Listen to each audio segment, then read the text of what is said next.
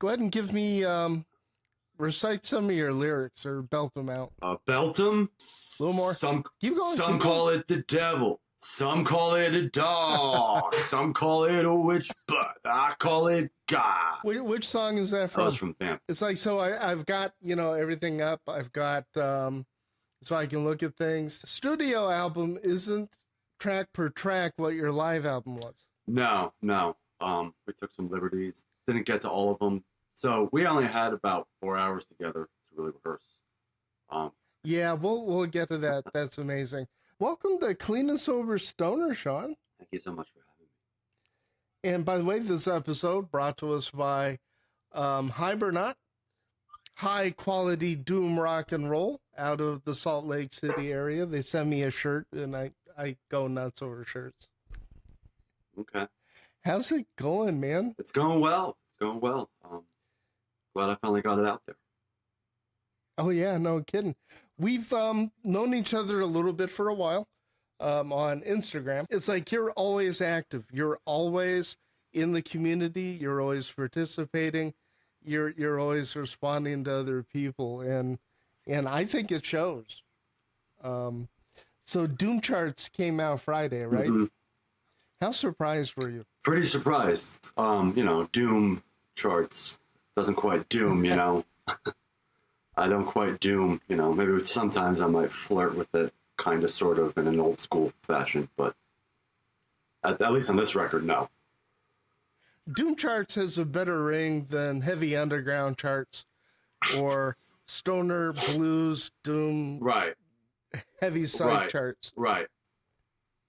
But we've evolved over the years that so there's a lot of really good hard rock and a lot of really good blues based rock, and yours in particular caught a lot of people's attention, so good job. Thank you. Yeah, that was very surprising to hear.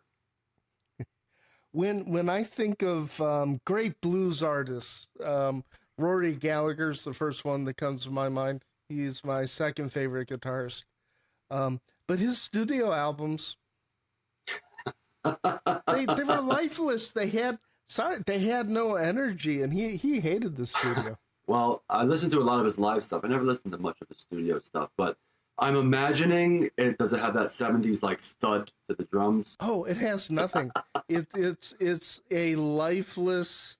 Now they're great songs, and his voice sounds good. And the dude, I don't think he knew how to play a bad guitar lick. Right. But when I listen to something like Defender compared to what it sounds like live, English Tour, I think it's English Tour 74. I think it's one of the greatest live albums of all time. Okay, I'm gonna have to check that out because I have not. I have not gone down the Rory Gallagher path yet. I'm kind of been on a Trower kick for the past 4 years. You have a very beefy guitar sound, both in studio and live, and that's my point. Your studio album sounds live. That was the point. I like records like Dogman from King's X.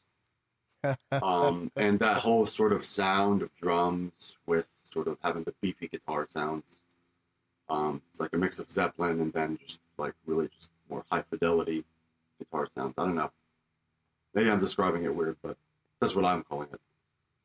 I think you said you recorded that album. How long did it take to record? As a band, we recorded for about 3-4 hours together. So like any of like the jams and sort of sections of solos, those are all kept as is. Maybe like some overdubbing of extra guitars on some parts. But really just the band parts were just recorded live together. So you just got into a room. Mm-hmm.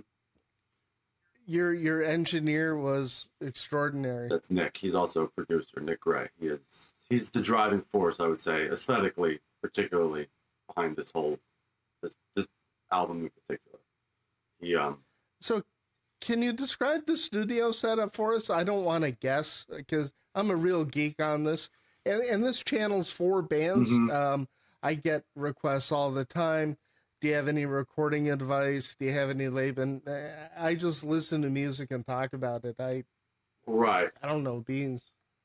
So I suppose I'm a little apprehensive to go ahead and say some parts of it because some things might not be very pure to a purist's way. But you know, some of the things that were used was like a plexi modeler through a studio um, interface.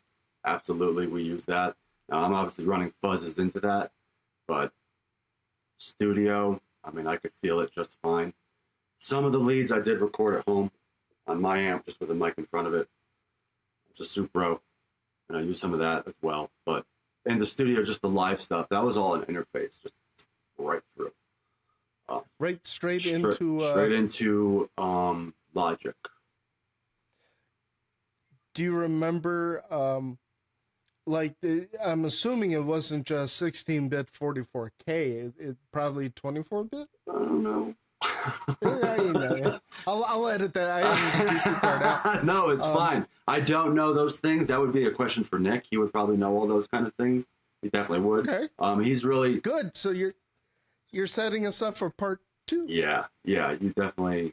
Nick would be a great person to talk to about this kind of stuff. So, do you use a lot of modeling? Not generally, no. It's just okay. Basically, this project started in 2014. Me trying to do it all myself, and I have an album out from 2014, 2015, released through a small label called Dead Industry Records. That is no more, but I released that, and it was a very acoustic base with a few sort of rockers in there, somewhat acoustic, sort of like an extension, the prequel. And there's some stuff on there that was kind of similar, but you know, it was a long time ago. Things changed, and so what our general intent is always just we got to get it done as efficiently as humanly possible to get the best. As long as the songs are good, just carve out the songs and make sure that they're accurate and they're as powerful as humanly possible. But we never have any time or many resources to do things. So if a modeler is going to work, it's going to work, and we're going to make it work. That's sort of been. Did you send tracks back and forth so they could at least rehearse at home? And so yeah, I sent a few things just to a click, just like here's the general idea and arrangement, and we basically just took it from there. Flew down to Florida from Colorado. That's where I'm at. Flew down to Florida. Got together with Owen Finley as well, who's also in Nick's band called Noiseheads, based in Pensacola. And we just got together and spent 3-4 hours together. Just showed him the changes real quick, and just let's just do it. Just gotta go. So it's a monstrous bass part that he came up with. Now I'm partial to live albums. I just really everybody has a bias. Oh yeah, anybody can sound great in the studio, right? Right. You've got like Motley Crue, who I'll dime them out. I mean, they're a studio band, right? To the point where they actually bring the studio with them on stage. Not everybody is Porcupine Tree, or Elder, right? That sounds better live than they do on the studio recording. So I judge. I mean, ever since I was a kid and I heard Kiss Alive, yeah. And then I found out it's all overdubbed, like Cheap Trick. They had the background right. audience and all right. that. But I want to hear things down and dirty. I want to hear people miss notes. Right. I want to hear the flubs because, man, that's just exciting stuff. So your live album had no flubs. I remember some. I heard them. That was why I released the live album first. I really wanted to just present it as a live thing. I don't want to just present it as a studio thing because you can use all the tricks. You know, you have just a whole bunch of stuff at your disposal that makes cool sounds. But you know, can you really bring a show? That's always important to me. Always has been. That's the kind of music I like. It's the Killers. You know, Jeff Beck group. And just these phenomenal musicians, just doing it live. For real. So yeah, speaking of Jeff Beck, I'm thinking him and Jan Hammer live. That in particular, yeah, that had a huge influence on me. I've been on a Jan Hammer kick past few days. I posted the Mahavishnu Orchestra, the original formation, and it's like, man, I always forget how badass Jan Hammer was. Jan Hammer's a beast. But so is John Well, as us McLaughlin. Americans, oh, oh, I know, and that music is so heavy and free flowing. Yeah, I think that's what Wow, gave we Zappa sort of like the impetus to go in that direction. It's kind of the way I understand it. man, you're hitting all the things. So Owen Finley's the bass player's name, right? Yep. How did you meet that guy? That's Nick's friend. They're both based in Pensacola, so I used to live in Pensacola. I went to high school with Nick. Okay. We decided to just always make music together. That's what we've always done as much as possible. So any of my solo stuff, I usually tried to get him as much involved as I could. You know, mixing things, whatever, just bounce ideas off of, all the way down to just, hey, let's just build this together and have him play drums on it. You know, so we've always just collaborated. And Owen is his bass player in his band, and so I borrowed noise heads for Malkasian. That's the best way to do it. So, and Nick's playing the drums, right? Yeah, he's a great drummer, but also a great singer and guitar player and songwriter as well. Well, and for those out there who are listening to this, it's called Malkasian. The album's called The Macabre, and it's on all the streaming services, right? Yeah, it's everywhere. But really, buy it. It's on Bandcamp. You can stream it on Bandcamp on the amp. You can download it. You can send it to your friends. You can make a Macabre mixtape with some Jan Hammer and some Frank Zappa. It's amazing stuff. I really thought the live album was going to be lifeless. I mean, the studio album was going to be lifeless because you set the bar so high on that live album. And I got confused. I forgot to even put it into the Doom charts for this month, and I'm still sorry for that. Okay. It's probably my fault for just naming them the same thing, but just adding live to the first one. But I should be able to chew gum and walk and write a review at the same time. But it was a happy accident. 22 on Doom charts is serious stuff. There were, I'm taking a guess, about 310 bands in September alone, August alone. September's gonna be, it's already crazy. I think I'm already up to 70 albums. Wow. That I'm having to go through. It's a rough gig. Yeah, it's a lot of music. You know, I try to engage as much as possible, but working, trying to write your own stuff and getting involved with your other projects, just playing out, just making some money. Now, it looks like you brought a friend to the interview. There's this dude behind you. Yeah. What's about? Let's at least deal with the pig in the room. Okay, we'll deal with the pig in the room. This is just a Halloween decoration. We just love Halloween. My whole studio here just has a bunch of different stuff. Some deer antlers I found in the Poconos. Just nature took care of the head, and I just took it home. So it's just a skull and antlers, perfectly intact. You know, the pumpkins. And I could show you all of it, but I'd probably disconnect everything and get it all funky. But yeah, this is just a Halloween and studio, basically just where I rehearse, record, and just have all my stuff around, all the things that beam inspiration back at me, like machetes and bloody knives and stuff like that. Man, you sound more like technical death metal right now. Some really brutal stuff. You said you didn't Doom.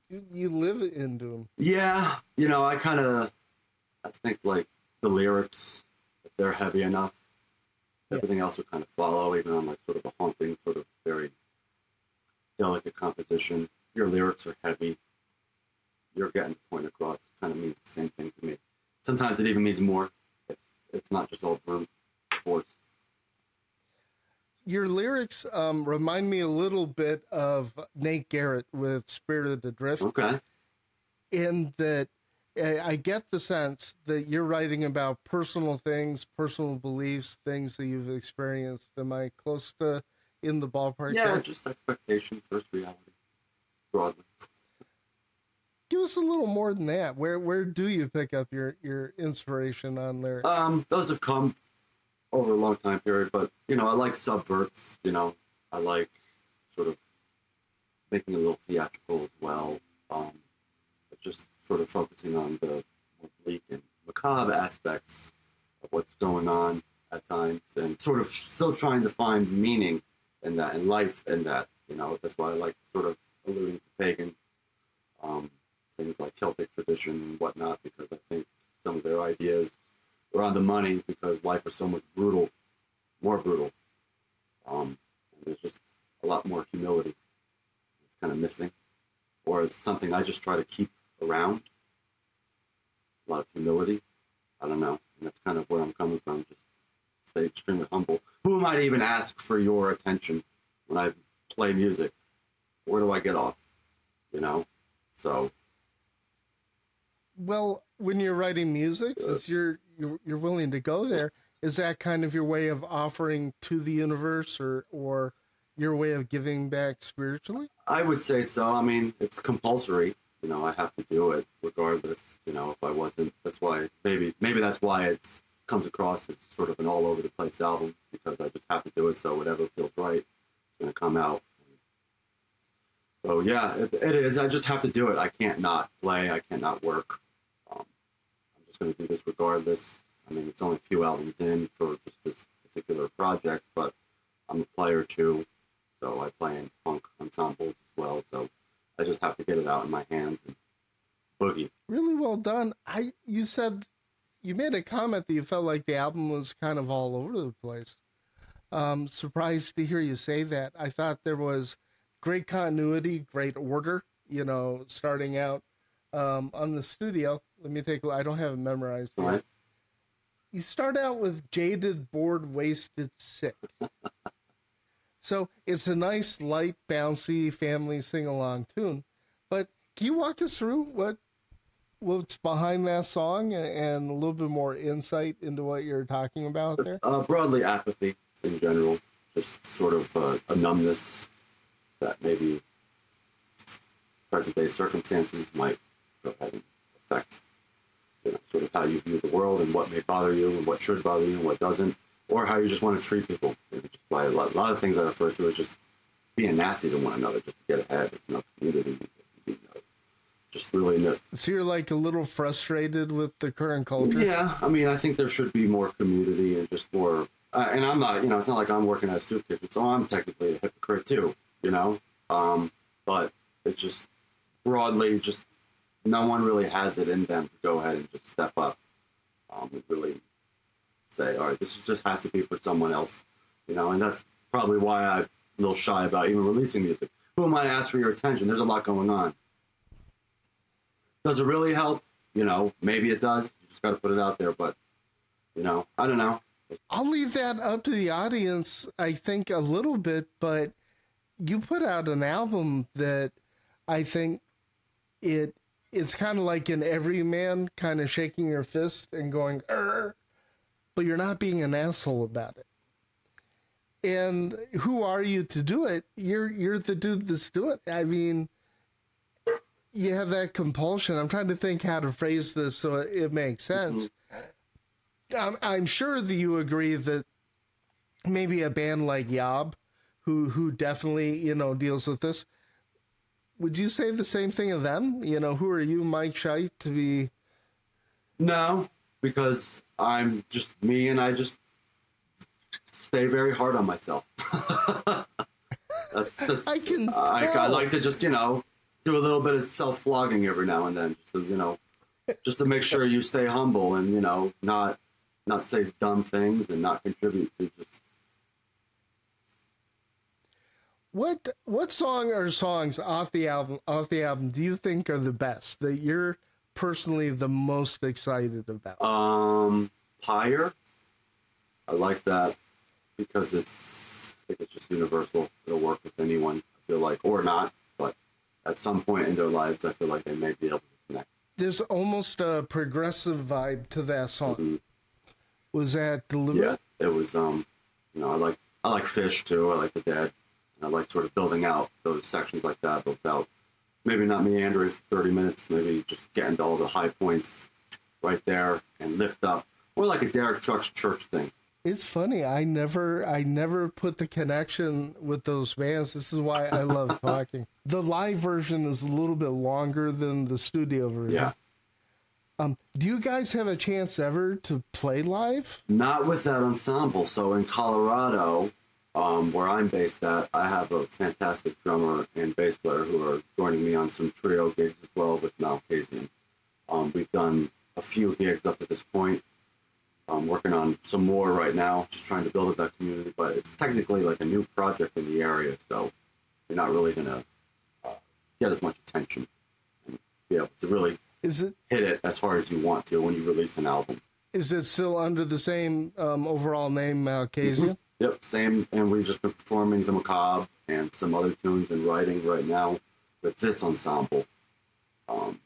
Writing down here and plan on recording down here or over here in Colorado for more stuff. So these are going to be probably a lot more jam oriented because I got the band where I can hammer and work it for hours. I'm glad to hear this on a couple different levels. How close are you to in the recording process or the writing process? You know me, I'm gonna want new music like in October, something to put up and listen to. What do you have cooking, man? I have new stuff. You know, nothing that I would be willing to present probably in the next month or so. I was planning on working it through the holidays and being able to come out with some more stuff March, April. I'd like to do, but there is material that's left over from the Macabre that I can use. I also have a litany of acoustic stuff that I have, but that's kind of where I started anyway. So there's still more of the folky aspects to dive into as well. But the band aspect is really where I'm focused right now. And we're just working these ideas right now, just hammering them out. I have a whole bunch of new equipment that I'm just trying to work as well. This whole entire interface here to record drums and stay silent and record our rehearsals. So I've been working on that. I've been bogged down just trying to get everything together here with all this new equipment. You need a doctorate to go ahead and figure out how to work any of it, as far as I'm concerned. You know, not that it was probably any easier with tape back in the day, but even so, it's just so much stuff to figure out. No, I think you're right. I know a lot of people make fun of digital recording and how easy it is. Like, for instance, I use a Line 6 Helix. I haven't used an amp head in, 5 years. Because I have every head in the world I would ever want to use.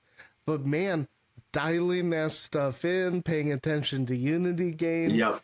And then you hit this one button and now everything like disappears. Takes 20 minutes. I think it's easier to record crap. Like, we have a new Drake album coming out. That'd be my example of that. But I think it's very, very difficult to record with today's modern technology because it's so overwhelming. It is. And luckily, Jordan, my drummer out here in Colorado, him and his cousin, Sam, they joined up with me. And he's actually a recording engineer, so he's kind of been showing me exactly what to do with it. And so I'm getting help. You know, I just sort of outreach and get help from anywhere I can to just make this happen. So, but it's good to hear you say about digital stuff because I also have another thing, the Boss GT1000 Core, for just that. For when my crap breaks live, no one's going to be able to notice because I'm just going to just switch to just a digital platform and make it happen live still. I keep a real amp, but this thing is amazing. And I don't know why at least live, I mean, I guess use a real amp, but in the studio, I don't know. I don't know, man. I think it's getting really hard to tell the difference live between, because the modeling has gotten so good that you can custom pick your microphone, you can custom pick the distance, you can custom pick the impedance, you can change all these things. I don't know if anybody can hear the difference. I can't feel it necessarily. I guess if it was really in front of me, but would I really want to sit in front of 100 watts? No. I mean, that's gonna hurt. So I can't complain at this. This is fantastic. I love these things. And my thing, I'm not worried about being in front of 100 watts because I've got earplugs. It's carrying the 100 watt. Yeah.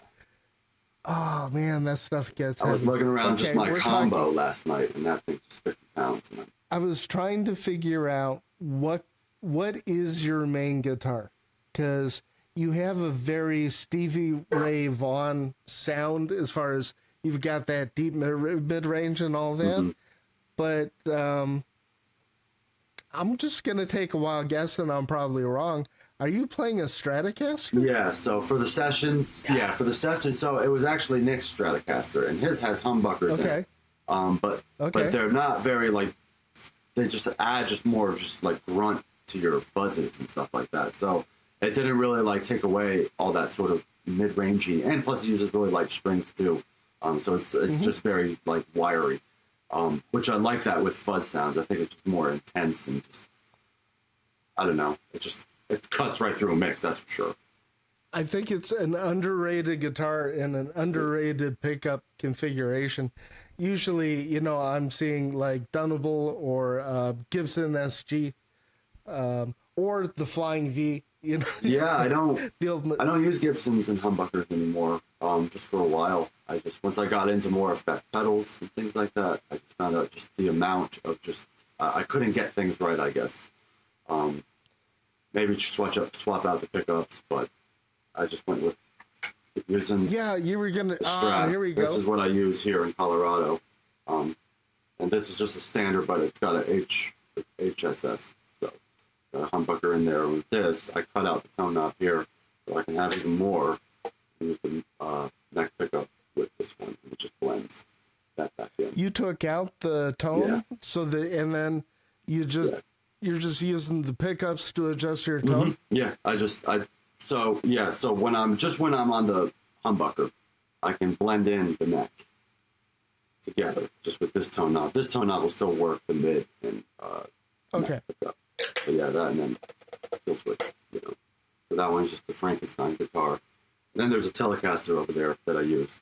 And those are really what I use because I can throw any fuzz on there or any effect pedal and just get it fat enough, I feel like. That's awesome. And then effects wise, I hear chorus, maybe a little flange. Is it mostly overdrive from the amp, or are you using an overdrive So pedal? yeah, I was just using a blues driver just to boost the amp a bit more. And I just kept that on the whole time, and it was just to keep the fuzz on as well and ride the volume knob for most of those rhythm parts and lead parts as well. And it was just a blues driver, a Morgan fuzz, the silicone based one, sounds really cool.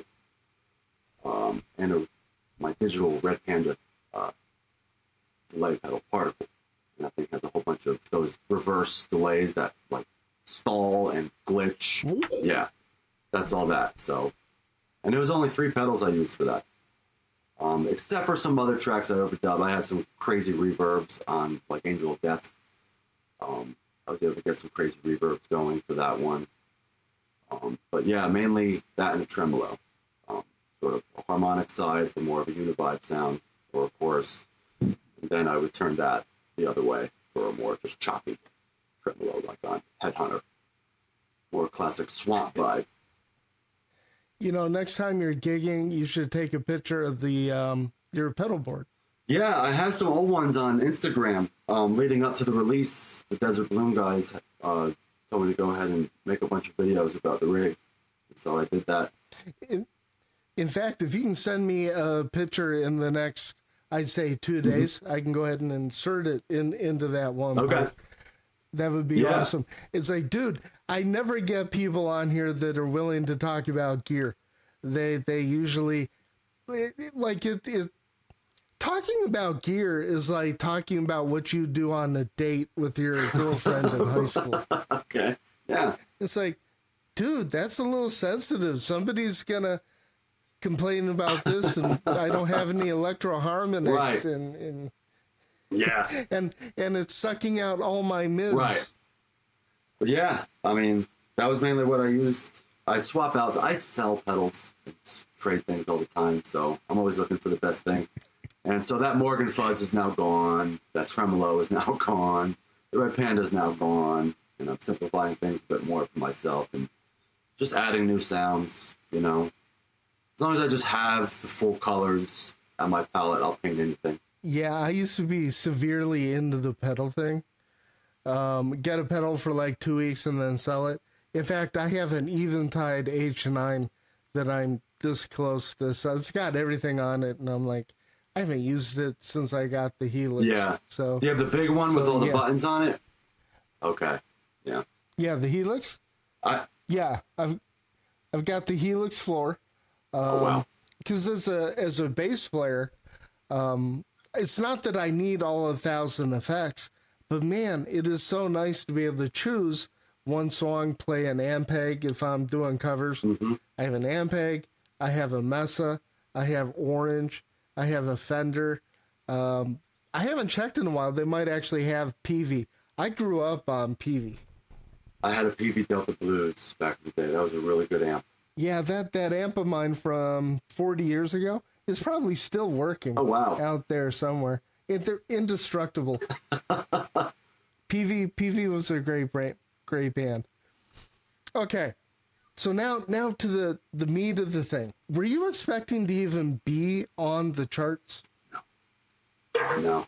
I listened to it. You know, I like a lot of the stuff on there. Obviously, I connect with a lot of the things that go on there, so I would obviously want to be there. But I didn't really think I would make it. I thought there would just be a different flavor that everyone would be looking for. That it's just not the right thing. It's like, you know, having Hendrix open up for the Monkees. You know. You know, the thing about bands, and if you don't mind, I'd like to talk a little bit about running your own band, aspirations, and what it's like. I think it's really hard, especially for a solo solo writer like you're doing, to really gauge the market. So on any given month, like October, let me predict, we'll get more of the doom sound. We'll get like 20, 30 albums. September's going to be brutal. If you're in a new band, I'm telling you now, you have Slowmatics and Domcraft putting out stuff. It's hard. So you happen to hit that nerve that there wasn't a lot of other stuff. I think that's the first thing. The second thing is you released that live album back in March. Sure, it confused the heck out of me because I'm like, wait a minute. I had it on the sheet and I went, nah, that came out in March, so I took it off. So people were a little bit more familiar with your stuff. And then third, it's just that good an album. So based on your experience for this year, because you've been working on that, if I remember right, since like 2019. 2020 is when I really started hitting it with that one. So okay. I released sort of an EP with some songs I rolled into the Macabre called Ghost Stories. I released that back in 2019, and I just wanted to move on with the continuation because that one wasn't quite what I'm after. Macabre is more so. And so, yeah, I had kind of sort of moved across the country. I was in New Jersey for a long time. Released my first album there, and then moved across the country. Met my wife, got married, and then we moved across the country to Colorado. And then it sort of started over again, and sort of just how am I going to reapproach, you know, these songs because they're not where I want them to be. And it's just my songwriting in general. I just wanted to present what you're saying, a sort of continuity with all these different influences that come through. You know, I don't want it to be a complete hodgepodge and not make any sense. I want it to be an experience that people can have. So I just started working on that in 2018. The Ghost Stories kept hammering away to the pandemic time. That threw a big monkey wrench into a lot of things. But just kept working on these new tunes and just hammering out the best ones I could get together for this. Booked a trip down to Florida and recorded it. So. Is there anything that if you only knew then what you know now? Like, are there any lessons you've learned on this particular album that you're going to use for the next one? I think I'm going to continue to go ahead and do what I've always done and kind of be bold and make a lot of different textures happen throughout the whole thing. Try to find those sort of places where there can be continuity. But I still want to challenge the listener, you know, not be on the nose with anything. I never really could, like, sort of put on someone's hat. Maybe as like a 16-year-old, I had my Stevie Ray Vaughan phase where I was trying to play really a lot like him, and probably was for a few moments here and there. But after a while, I just couldn't really connect with just only one person. There's so many things I love. I just love music broadly, and I don't really care. I want my guitar sometimes to sound like a saxophone. Keep a penny whistle around. I have mandolin on the record. I have the baritone guitar on the record. I play piano on the record. It's just, everything's got to be there. You know, I like the genre to be personal. It's fundamentally I like that a lot. personal. That's what it is. Fundamentally, it's personal. It's just through my filter, through whatever I am, whatever makes up me and my spirit. That's in the songs. How important do you think social media is to keeping yourself connected to the community and letting the community know that you're out here? Vital. I think it's everything. It's the only way I feel like I would be able to have this much success and even, make it on Doom charts without this community. I needed to find other players who were like-minded, other bands that were like-minded, took risks. This has it, even though it says Doom, it means so much more, clearly. I mean, you guys are all Zappa guys, or some broadly, like a lot of different kinds of music, a lot of different weird things that I listen to. What is this? It's where all the good, like really good musical art is happening. I feel like where you can just really just put your personality and personal idiosyncrasy all out there and have people be able to just give it an opportunity. How's the interaction been with people outside of like me or the other writers?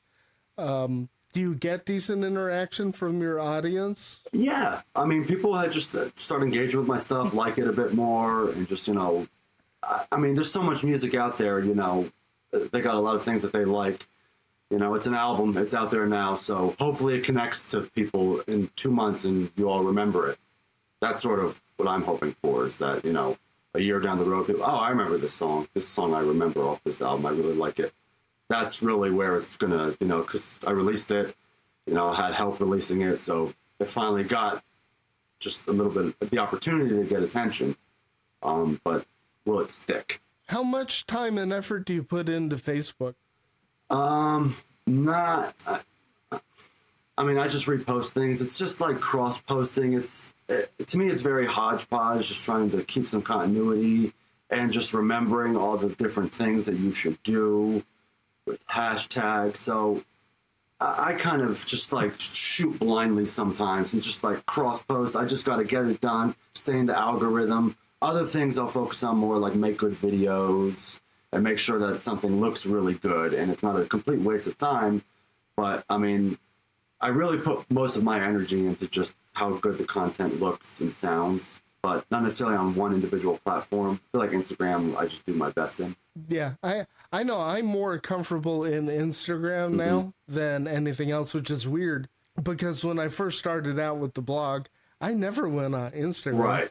I did my Facebook thing, and I belong to like the Stoner Rock Army, and I'm a member of Wave Riders Unite from Ripple Music and the Basics.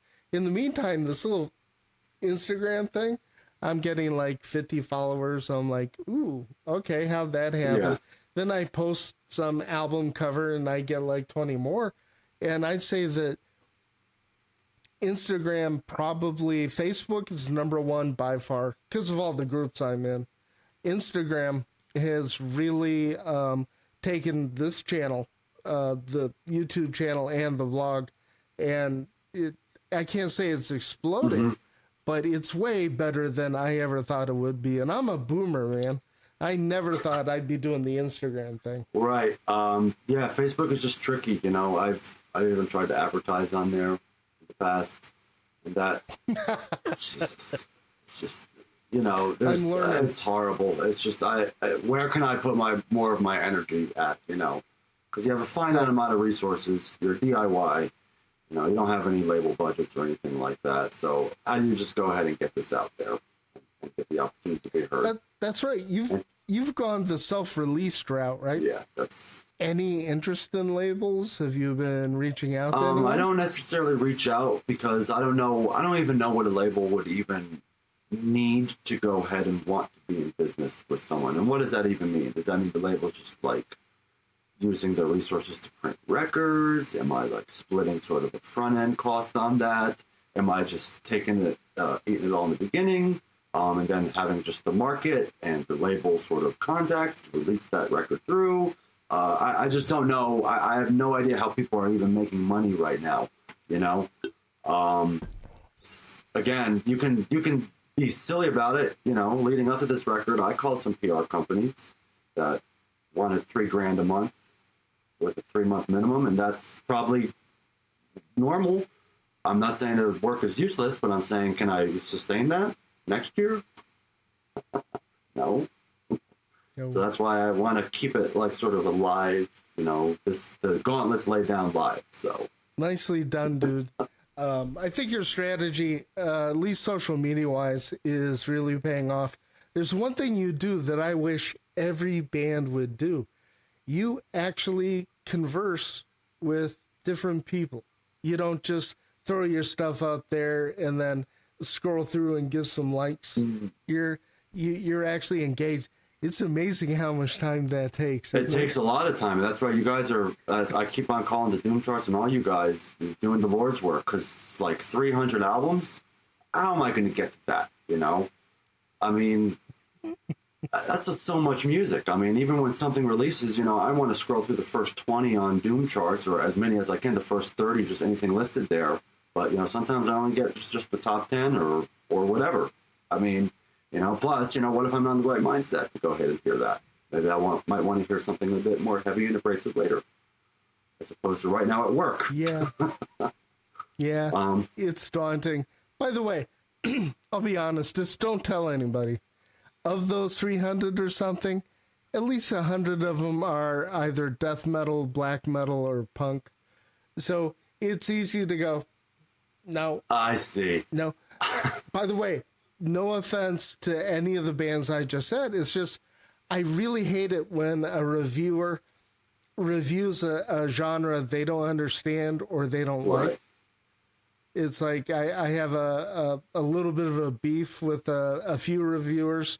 I'm not going to give them free advertising. But, you know, they start out with Stoner Doom is just this boring dead, or, you know, in the wasted life of Doom. This ticks me off. Well, man, this has been fantastic. Okay, good. I hope I didn't bore you. Oh, God, okay. Not at all. But is there anything I didn't ask you that you really wanted to get to? No, I mean, I just appreciate you giving me the opportunity to come on here and talk about my process and see how much of a, you know, a self-deprecating whatever I am.